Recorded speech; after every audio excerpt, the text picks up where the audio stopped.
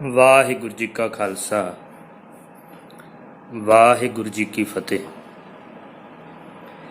ਪਿਆਰਿਓ, ਅੱਜ ਤੁਹਾਡੇ ਨਾਲ ਇੱਕ ਗੱਲ ਸ਼ੇਅਰ ਕਰਨੀ ਹੈ।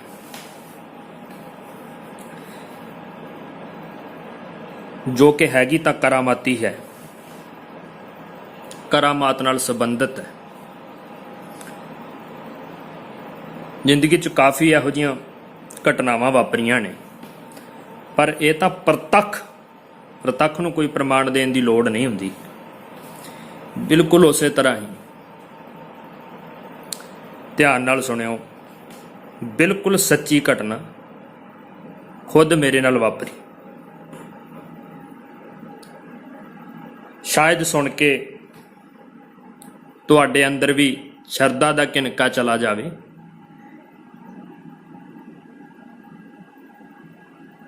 ਕਿਉਂਕਿ ਪਹਿਲੇ ਤਾਂ ਸੁਣਨਾ ਹੀ ਪੈਂਦਾ ਨਾ,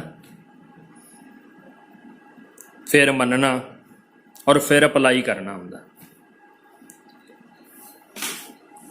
ਸੁਣ ਕੇ ਹੀ ਜਿਗਿਆਸਾ ਜਾਗਦੀ ਹੈ। ਸ਼ਾਇਦ ਮੇਰੀ ਗੱਲ ਸੁਣ ਕੇ ਤੁਹਾਡੇ ਅੰਦਰ ਕੋਈ ਸ਼ਰਧਾ ਦਾ ਕਿਣਕਾ ਚਲਾ ਜਾਵੇ, ਸ਼ਰਧਾ ਜਾਗ ਜਾਵੇ।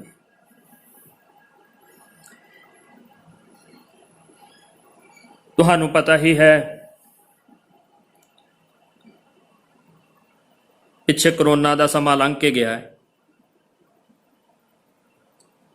ਸਭ ਲਈ ਕਿੰਨਾ ਔਖਾ ਹੋਇਆ ਪਿਆ ਸੀ।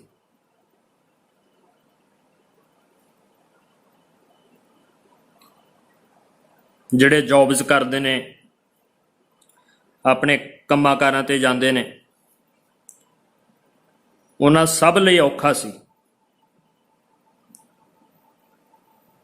ਔਰ ਸਾਨੂੰ ਵੀ ਬਹੁਤ ਔਖਾ ਸੀ, ਕਿਉਂਕਿ ਸਾਡੇ ਵੀ ਪਾਠ ਬੰਦ ਸੀਗੇ।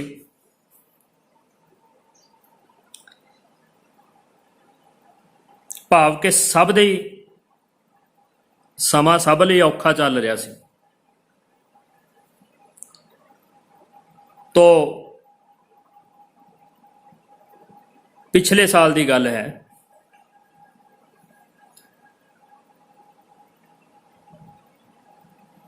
ਸਾਡੇ ਵੀ ਇੱਥੇ ਪਾਠ ਘੱਟ ਸੀਗੇ, ਜਿਸ ਕਰਕੇ ਪੈਸੇ ਇੰਨੇ ਨਹੀਂ ਬਣੇ।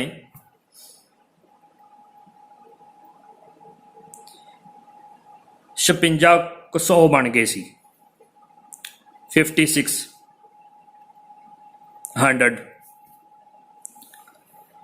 ਭਾਵ ਕਿ ਪਾਠ ਘੱਟ ਹੋਣ ਕਰਕੇ ਪੈਸੇ ਘੱਟ ਬਣੇ।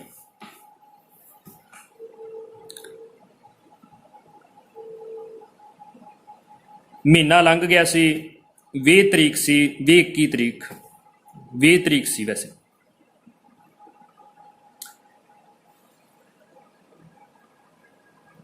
ਮੇਰਾ ਐਸਾ ਕੋਈ ਕੰਮ ਸੀ ਜਿੱਥੇ ਮੈਨੂੰ, ਭਾਵ ਕਿ ਮੈਂ ਕਿਸੇ ਦੇ ਪੈਸੇ ਦੇਣੇ ਸੀਗੇ, 7500 ਰੁਪਈਆ। ਔਰ ਜਿਹੜੀ ਭਾਈ ਨੇ ਉਸਨੇ ਤਰੀਕ ਦਿੱਤੀ ਸੀ ਮੈਨੂੰ, ਉਹ 20 ਤਰੀਕ ਸੀ। ਉਸ ਦਿਨ 20 ਤਰੀਕ ਨੂੰ, ਜਿਸ ਦਿਨ ਮੈਂ ਸਵੇਰੇ ਉੱਠਿਆ, ਵੈਸੇ ਮੈਂ ਆਸਾ ਦੀ ਵਾਰ ਦਾ ਕੀਰਤਨ ਕਰਕੇ ਆਇਆ ਸੀ ਗੁਰਦੁਆਰਾ ਸਾਹਿਬ ਤੋਂ, ਪਰ ਮਨ ਵਿੱਚ ਕਿਨਕਾ ਕੁ ਮਾਤਰ ਥੋੜੀ ਚਿੰਤਾ ਸੀ। ਕਿਉਂਕਿ ਜਿਹੜੇ ਪੈਸੇ ਬਣੇ ਸੀ ਇਸ ਵਾਰੀ, ਪਿਛਲੇ ਮਹੀਨੇ, ਕਿਉਂਕਿ ਇਸ ਵਾਰ ਦੇ ਤਾਂ ਜੇ ਮਿਲੇ ਨਹੀਂ ਸੀ, ਤਰੀਕ 20 ਸੀ, 30-31 ਨੂੰ ਮਿਲਦੇ ਨੇ। ਪਿਛਲੇ ਵਾਲੇ ਖਰਚ ਹੋ ਚੁੱਕੇ ਸਨ, ਥੋੜੇ ਹੀ ਸੀਗੇ। ਇਸ ਕਰਕੇ ਮਨ ਵਿੱਚ ਚਿੰਤਾ ਸੀ ਕਿ ਜਿਹਨੂੰ ਲਾਰਾ ਲਾਇਆ ਹੈ ਉਹਦਾ 7500 ਰੁਪਇਆ ਮੈਂ ਕਿਵੇਂ ਦੇਵਾਂਗਾ। ਅੱਜ ਮਨ ਵਿੱਚ ਚਿੰਤਾ ਸੀ, ਪਰ ਸਤਿਗੁਰੂ ਤੇ ਵਿਸ਼ਵਾਸ ਵੀ ਸੀ। ਕਦੇ ਕਦੇ ਮੈਂ ਦੂਖ ਨਿਵਾਰਨ ਸਾਹਿਬ ਗੁਰਦੁਆਰਾ ਉੱਥੇ ਆਪਾਂ ਚਲੇ ਜਾਈਦਾ ਹੈ, ਬਰਤਨਾਂ ਦੀ ਸੇਵਾ ਕਰ ਲਈਦਾ ਹੈ, ਥੋੜਾ ਬਹੁਤਾ ਵਰਤਾ ਆਈਦਾ ਕਦੇ ਕਿਤੇ, ਭਾਵ ਕਿ ਹਾਜ਼ਰੀ ਭਰ ਆਈਦਾ, ਜਾਂ ਦਰਬਾਰ ਸਾਹਿਬ 'ਚ ਬੈਠ ਜੀਦਾ, ਕੁਝ ਸਮਾਂ ਬਾਣੀ ਪੜ੍ਹ ਲਈਦਾ।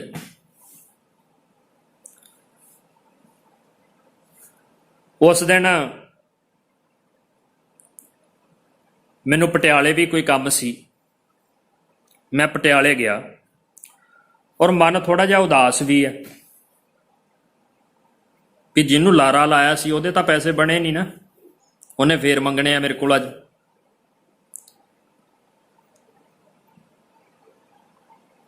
ਮੈਂ ਗੁਰਦੁਆਰਾ ਸਾਹਿਬ ਚਲਾ ਗਿਆ, ਦੂਖ ਨਿਵਾਰਨ ਸਾਹਿਬ, ਨਮਸਕਾਰ ਕੀਤੀ। ਸਵੇਰ ਦਾ ਕੁਛ ਛਕਿਆ ਨਹੀਂ ਸੀ, ਮੈਂ ਕਿਹਾ ਚਲੋ ਲੰਗਰ 'ਚ ਜਾਓ ਨਾ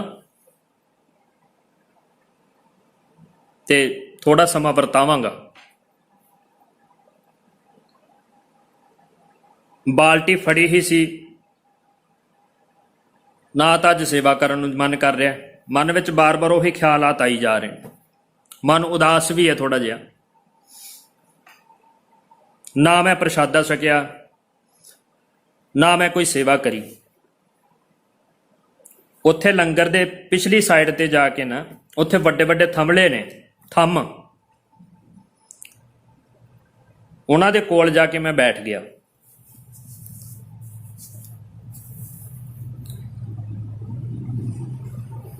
ਬੈਠਾ ਰਿਹਾ ਮੈਂ,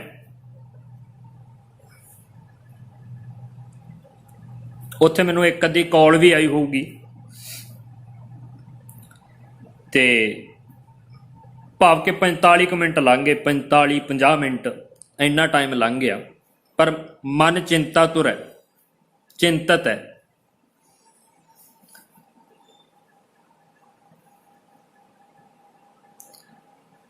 ਵੀ ਅੱਜ ਕਰਾਂਗਾ ਕੀ ਮੈਂ।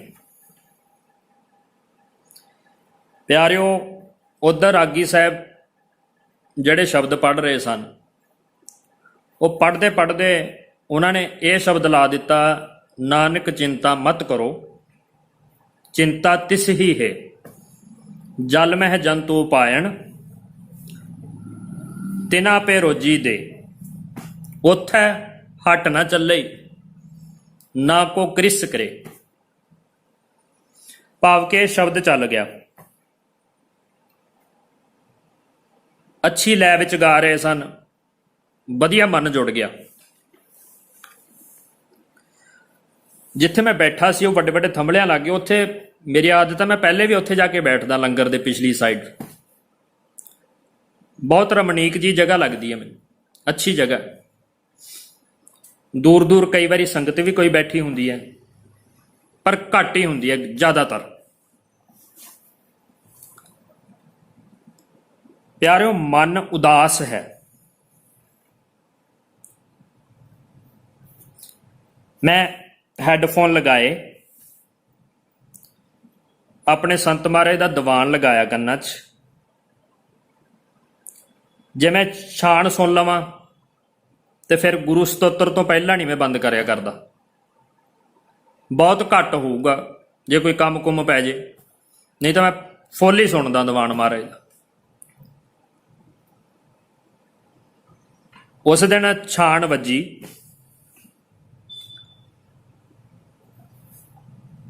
ਔਰ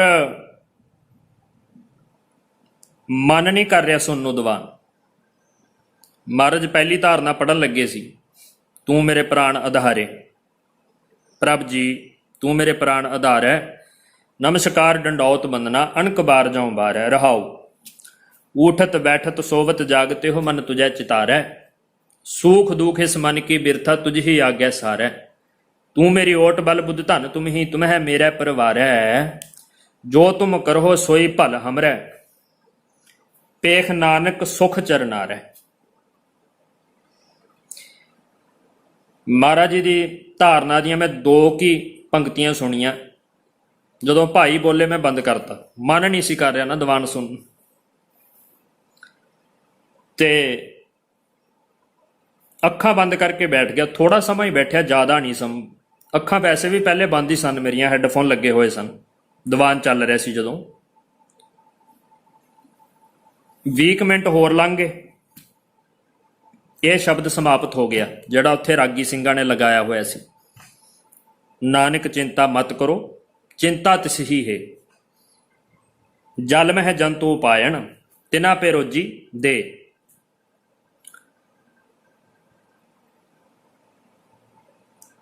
ਪਿਆਰਿਓ, ਇੱਕ ਕਾਲੀ ਚਿੱਟੀ ਦਾੜੀ ਹੈ ਉਹਨਾਂ ਦੀ।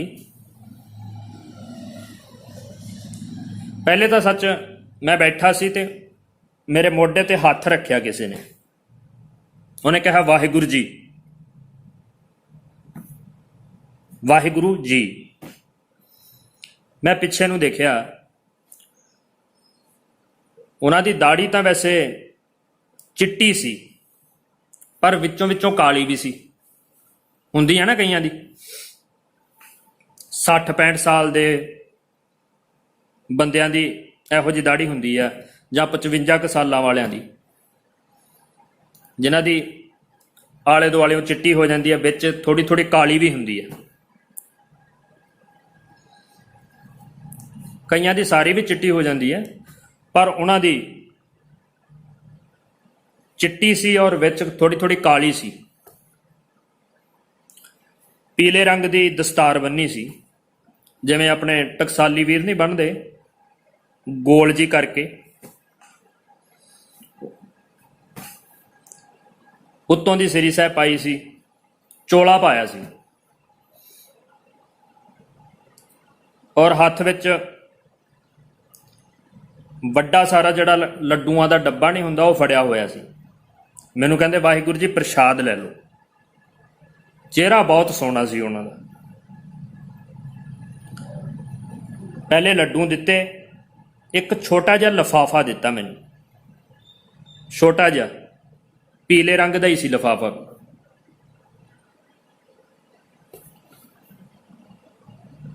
ਔਰ ਮੈਂ ਫੜ ਕੇ ਨਾ ਲਿਫਾਫਾ ਤਾਂ ਕੋਲ ਰੱਖ ਲਿਆ। ਮੈਂ ਕਿਹਾ, ਖਿਆਲ ਹੀ ਨਹੀਂ ਕੀਤਾ, ਮੈਂ ਕਿਹਾ ਪਿੰਨੀ ਪ੍ਰਸ਼ਾਦ ਹੁੰਦਾ ਜਿਹੜਾ, ਸ਼ਾਇਦ ਉਹ ਹੋਵੇਗਾ। ਮਿਲਦਾ ਨਾ ਜਿਹੜਾ ਹੇਮਕੁੰਟ ਸਾਹਿਬ ਤੋਂ, ਹਜ਼ੂਰ ਸਾਹਿਬ ਤੋਂ ਜਿਹੜਾ ਸਾਨੂੰ ਮਿਲਦਾ, ਵੀ ਮੈਂ ਸੋਚਿਆ ਉਹ ਹੋਵੇਗਾ। ਉਹ ਭਾਈ ਸਾਹਿਬ ਸਾਰਿਆਂ ਨੂੰ ਲੱਡੂਆਂ ਦਾ ਪ੍ਰਸ਼ਾਦ ਵਰਤਾਈ ਜਾ ਰਹੇ ਨੇ, ਵਾਹਿਗੁਰੂ ਜੀ ਪ੍ਰਸ਼ਾਦ, ਵਾਹਿਗੁਰੂ ਪ੍ਰਸ਼ਾਦ, ਵਾਹਿਗੁਰੂ। ਫਿਰ ਮੈਂ ਲੱਡੂ ਛਕ ਕੇ ਉਹ ਜਦੋਂ ਲਿਫਾਫਾ ਖੋਲ੍ਹਿਆ, ਉਹਦੇ ਵਿੱਚ ਤਾਂ ਪੈਸੇ ਸਨ। ਮੈਂ ਹੈਰਾਨ ਹੋ ਗਿਆ, ਮੇਰੇ ਪੈਰਾਂ ਥੱਲੋਂ ਜ਼ਮੀਨ ਨਿਕਲ ਗਈ ਇੱਕ ਹਿਸਾਬ ਦੀ। ਮੈਂ ਸੋਚਾਂ ਵਿੱਚ ਪੈ ਗਿਆ ਕਿ ਉਹਨਾਂ ਨੇ ਮੈਨੂੰ ਫੜਾਇਆ ਹੋਣਾ ਵੈਸੇ ਹੀ, ਕਿ ਮੈਂ ਪ੍ਰਸ਼ਾਦ ਵਰਤਾ ਕੇ ਆਉਣਾ, ਹੱਥ ਹੁੱਥ ਧੋ ਕੇ ਤੁਸੀਂ ਇਹਨੂੰ ਸਾਂਭ ਕੇ ਰੱਖੋ, ਕਿ ਇਹ ਉਹਨਾਂ ਨੇ ਮੈਨੂੰ ਹੀ ਫੜਾਏ ਨੇ। ਜਿੰਨੇ ਥੋੜ੍ਹੀ ਦੂਰ ਕਰਕੇ ਜਿਹੜੇ ਸੰਗਤ ਦੇ ਬੰਦੇ ਬੈਠੇ ਸਨ, ਉਹਨਾਂ ਨੂੰ ਮੈਂ ਪੁੱਛਿਆ, ਮੈਂ ਕਿਹਾ ਜਿਹੜਾ ਸਿੰਘ ਤੁਹਾਨੂੰ ਪ੍ਰਸ਼ਾਦ ਦੇ ਕੇ ਗਿਆ, ਉਹ ਤੁਹਾਨੂੰ ਸਿਰਫ ਪ੍ਰਸ਼ਾਦ ਹੀ ਦਿੱਤਾ ਹੈ, ਇਕੱਲਾ ਲੱਡੂ ਹੀ ਦਿੱਤਾ ਹੈ? ਉਹ ਸਾਰਿਆਂ ਨੇ ਕਿਹਾ ਵੀ ਹਾਂਜੀ, ਸਾਨੂੰ ਤਾਂ ਲੱਡੂ ਹੀ ਮਿਲਿਆ। ਫਿਰ ਮੈਂ ਪੈਸੇ ਗਿਣੇ। ਪਿਆਰਿਓ, ਮੈਨੂੰ ਦੁਨੀਆ ਦੀ ਸਾਰੀ ਸੁੱਧ ਉਦੋਂ ਭੁੱਲ ਗਈ ਜਦੋਂ ਵਿੱਚੋਂ 7500 ਰੁਪਈਆ ਨਿਕਲਿਆ। 1.5 ਸਾਲ ਪੁਰਾਣੀ ਗੱਲ ਸੁਣਾ ਰਿਹਾ ਤੁਹਾਨੂੰ। ਮੇਰੇ ਜ਼ਮੀਨ, ਪੈਰਾਂ ਥੱਲੋਂ ਜ਼ਮੀਨ ਨਿਕਲ ਗਈ, ਹੈਰਾਨਗੀ ਦੀ ਗੱਲ ਹੋ ਗਈ। ਮੇਰੇ ਸਾਹਮਣੇ ਸਾਰੇ ਇਤਿਹਾਸ ਦੇ ਪੰਨੇ ਆ ਗਏ ਉਸ ਸਮੇਂ। ਜਿੰਨੀਆਂ ਸਾਖੀਆਂ ਜ਼ਿੰਦਗੀ 'ਚ ਪੜ੍ਹੀਆਂ ਸੀ, ਸੁਣੀਆਂ ਸੀ, ਸਾਰੀਆਂ ਉਸੇ ਵਕਤ ਹੀ ਸਾਹਮਣੇ ਆ ਗਈਆਂ।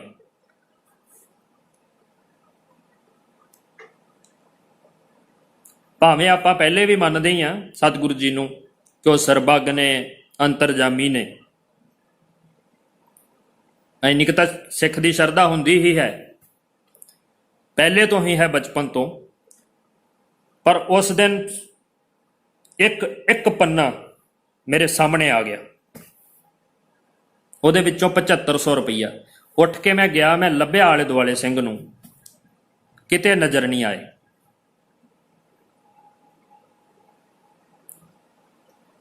फिर मैं वेट भी की कुछ समा, अद्धा कुछ घंटा वेट की।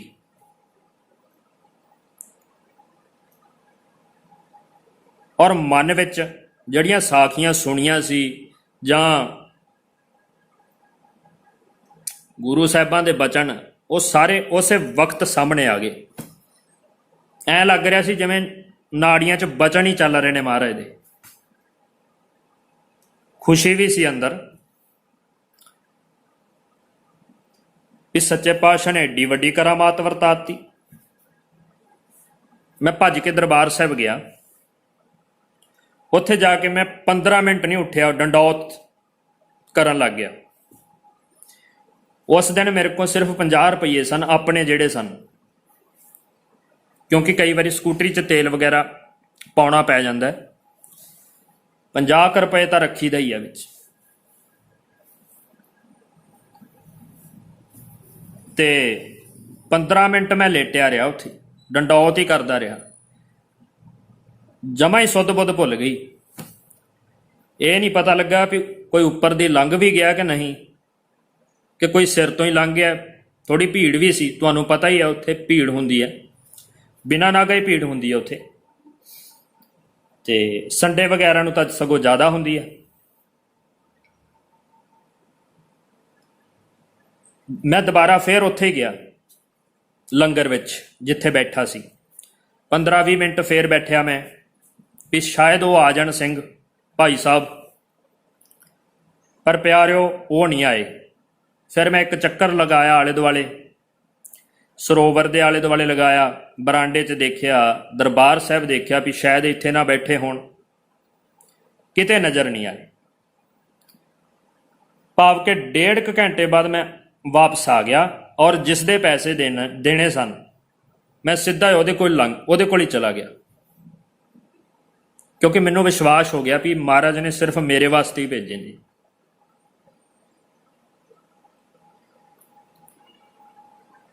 और हैरानगी की गल, सारा दिन तक ही हुण तक हैरान हाँ मैं बहुत ज़्यादा। और इन्ना तो आप जानते ही हाँ कि सतगुरु साडे सरबग ने, अंतरजामी ने, सतगुर जागता है देओ, क्यों अंतरजामी ने, सरबग ने सारिਆਂ ਦੇ ਨਾਲ वसदे ने। पेखत सुनत सदा है संगे, मैं मूर्ख जानिया दूरी रे। कि आपां उन्हां नूं दूर समझदे हां, पर वो तो हमेशा नाल ही ने। साडियां अखां दे उत्ते अज्ञानता दा अंधेरा आया है, इसे करके नहीं नज़र आउंदे ना सानूं। पर वो जो घटना वापरी, और मैं तो ये सोचदा कि महाराज कोलों उदन मेरी उदासी नहीं वेखी गई, क्योंकि मैं अज तक बहुत घट मंगिया किसी को, मंगदा नहीं मैं किसी को।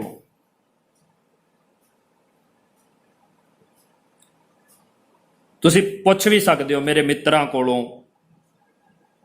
भावें वो देण नूं समर्थ ने,